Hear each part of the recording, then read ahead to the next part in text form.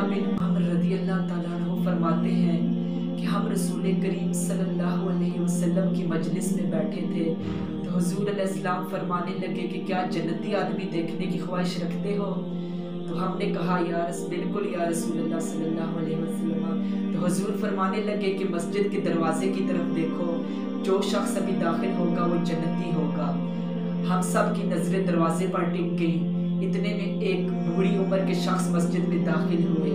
चेहरे से ताज़ा वजू के आसार नमूदार हो रहे थे और बाएं हाथ में जूता पकड़ा हुआ था।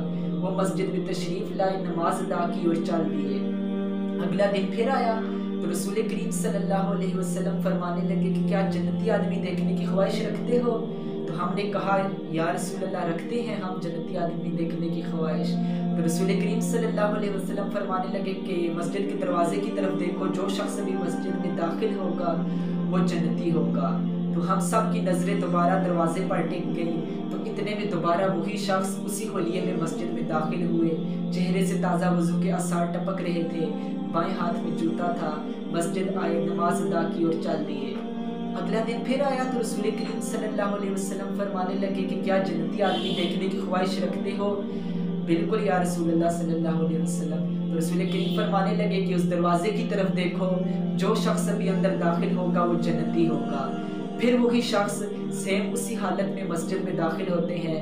चेहरे से ताज़ा वजू के आसार टपक रहे थे और बाएं हाथ में जूता था। मस्जिद में दाखिल हुए, नमाज अदा की और चल दिए। हज़रत अब्दुल्ला बिन अमर रज़ी अल्लाह ताला अन्हु फरमाते हैं कि मैं भी उन शख्स के पीछे पीछे चल दिया। अल्लाहु अकबर, कि इस लालच में कि आखिर ये ऐसा अमल क्या करते हैं जो रसूल करीम सल्लल्लाहु अलैहि वसल्लम ने इनके लिए जन्नत की बिशारत दे दी है। फरमाते हैं कि मैं उनके पीछे पीछे जा रहा था। जब वो घर पहुंचे तो मैं उनसे मुलाकात की तो मैंने कहा कि मेरी अपने वालिद साहब से शकरंजी हो गई है, तो क्या आप इजाज़त देते हैं कि मैं आपके घर में कुछ दिन क़याम कर लूँ? तो वो शख्स कहने लगे कि बिल्कुल आप मेरे साथ रह लें। तो अब्दुल्ला बिन अमर फरमाते हैं कि मैं उनके घर रहने लगा। दिन गुजरा तो रात का वक्त आया तो वो अपने बिस्तर पर लेटने से पहले उन्होंने मेरे लिए बिस्तर तैयार किया और साथ ही वो बिस्तर पर लेट गए।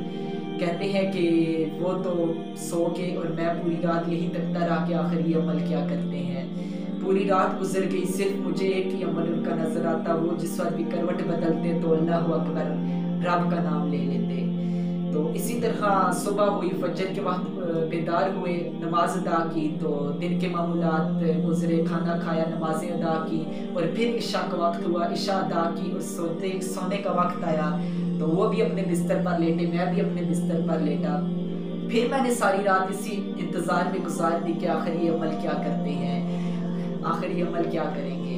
तो फिर वही देखता हूँ कि कोई अमल नहीं। रात को जब भी करवट बदले तो अल्लाहु अकबर कह देते। तो मुझे बड़ी हैरानगी हुई कि आखिर ये अमल भी ऐसा कुछ नहीं कर रहे। तो रसूल करीम सल्लल्लाहु अलैहि वसल्लम ने जन्नत की बिशारत भी दी है। फिर मैंने सोचा कि हो सकता है मैं मेहमान हूँ तो मेरी वजह से ये इन्होंने अपने मामूलात को तर्क कर दिया हो, तो अगले दिन हो सकता है कुछ देखने को मिल जाए। तो जब तीसरा दिन आया तो हज़रत अब्दुल्ला बिन अमर फरमाते हैं कि जो ही पूरा दिन गुजरा, रात का वक्त आ गया तो फिर वो शख्स अपने बिस्तर पर लेटे, मैं भी लेट गया। फिर सारी रात मैंने इसी इंतज़ार में गुजार दी कि आखिर ये अमल क्या करेंगे। तो फिर देखता हूँ वही रात के मामूलात, जब करवट बदले अल्लाहु अकबर कहा और फजर के वक्त जाकर उठे तो मुझे बड़ा ताज्जुब हुआ। फजर अदा की तो जब नाश्ते के लिए बैठे तो मैं उनसे कहने लगा कि साहिब मेरे अपने वालिद साहब से कोई शकरगंजी नहीं हुई, तो मैं तो आपके पास इसलिए आया था कि मैंने रसूल करीम सल्लल्लाहु अलैहि वसल्लम से सुना था कि अभी इस मस्जिद के दरवाजे से जो शख्स दाखिल होगा तो वो जन्नती होगा। तो तीनों दिन हमने आपको देखा तो मैं इसी लालच में आया हूँ कि आखिर आप ऐसा अमल क्या करते हैं जो रसूल करीम सल्लल्लाहु अलैहि वसल्लम ने आपके लिए जन्नत की बिशारत दी है। तो इसी लालच में मैं आपके यहाँ आया। तो वो शख्स कहने लगे कि अब्दुल्ला तुम मेरे अमल को नहीं देख पाए, बेशक तुम मेरे अमल देख भी नहीं पाओगे। आओ मैं तुम्हें खुद बता दूं कि मेरा अमल क्या है जो मुझे रसूल करीम ने जन्नत की बिशारत दे दी है। कहने लगे कि सुनो अब्दुल्ला, मेरे सीने में जो दिल है ये साफ और शफाफ है, इसमें किसी मोमिन का बोझ नहीं है। अल्लाहु अकबर। आज हमें अपने दिलों को साफ सुथरा रखने की ज़रूरत थी तो हमने अपने दिलों में हर किसी की बोझ रख लिए। کوئی اس کا بغض، اس کا بغض، وہ آگے کیوں نکل گیا، میں پیچھے کیوں رہ گیا، خاندان کا بغض، پڑوسی کا بغض، ہر کسی کے بغض سے ہم نے اپنے دل کو میلا کر دیا۔ اگر ہم بھی اپنے دلوں کو ستھرا رکھتے تو آج ہمیں بھی جنت کی راہیں نصیب ہوں۔ تو اللہ تعالی ہم سب کو اپنے دلوں کو صاف رکھنے کی توفیق عطا فرمائے کہ ہم بھی جنت کے راہوں کا سفر کر سکیں۔